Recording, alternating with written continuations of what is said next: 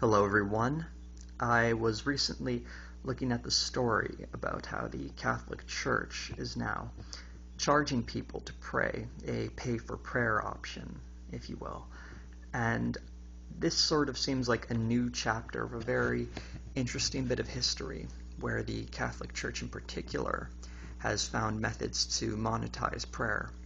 So I wanted to give you guys a bit of historical background on what the church has been doing when it comes to the prayer economy. So let's get to it. Now, the very first instance of indulgences happened in 1095 when Pope Urban II declared at the Council of Clermont that all crusaders would be remitted a penance. Now, this basically meant that if they confessed their sins, by virtue of engaging in the Crusades, they would be absolved and would basically be given permission to do whatever they wanted. Or rather, whatever they do would be forgiven because they were doing the holy duty of going over and killing a bunch of Muslims, basically, during the Crusades.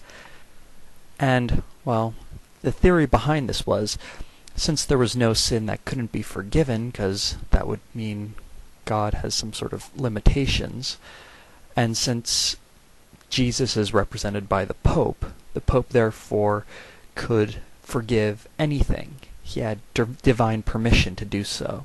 So when he hands out this indulgence to crusaders, he's basically doing something which is theoretically within his power. As time went on and the Crusades came to an end, indulgences were still pretty popular and in high demand.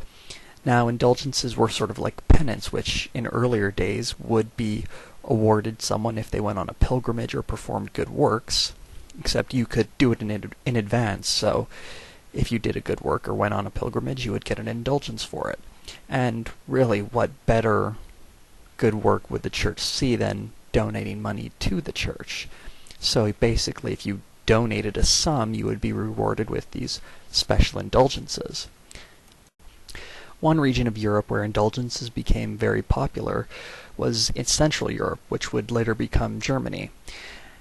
And what was really big over there was the sale of indulgences in a will of sorts. So if you passed away, you would leave a large sum of money for the church, and they would basically square things. They would make sure you would be forgiven of your sins and go straight into heaven. Otherwise, you might find yourself in Purgatory. I should make a little side note. Purgatory is basically where you go if you are a Christian who has committed some sins, usually the lighter ones, and you'd have to sort of sit there for a while, kind of like a prison sentence before they let you into heaven. However, if you have bought some indulgences, that's sort of like a free pass and sends you right up there. So there was some pretty heavy investment in these indulgences, and a lot of wills from those period actually show most wealthy people would put a lot of their money into these just so they would be sure of where they were going.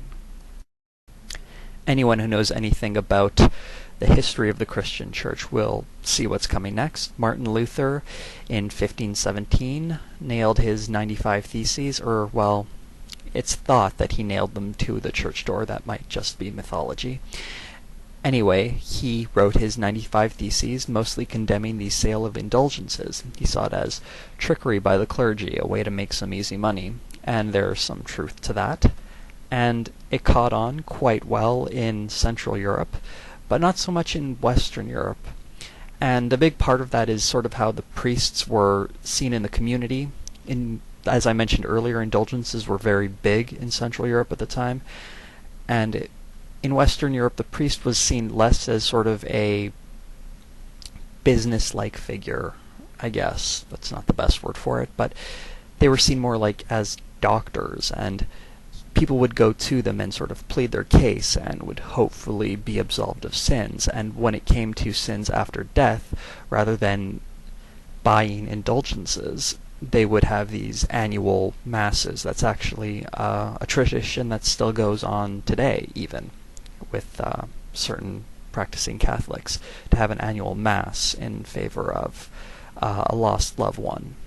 Although that sort of conflicts with the fact that the Catholic Church recently announced purgatory no longer exists, but, well, let's leave that bit aside for now. Now you might be wondering how much money was collected. Now, unfortunately, the Catholic Church wasn't really sharing its financial records with the public back in the medieval ages, but it was enough to build St. Peter's Basilica in Rome, as you can see pictured here, and this was actually built with indulgence sales in Germany alone, so you can imagine how much they were picking up all over the place, as I believe they were selling them everywhere. It's just a question of Germany being the most popular place to buy them. Now, they've actually brought back indulgences. They were sort of abolished a few hundred years ago, but they brought them back a few years back. The current pope, he hasn't started selling them, though. He's just sort of awarding them for people who show up to World Youth Day and other events like that. And, well, I suppose that's a little bit better than going on crusade, just having to stand there and listen to the Pope talk. But nonetheless, it's very strange where you're basically given permission to do bad things in exchange for service to the church. But, well, I'll leave my opinions on the Catholic Church out of this, although you can probably intimate them a bit from what I've said. But that's the history of indulgences, and I hope you enjoyed hearing it. Thanks.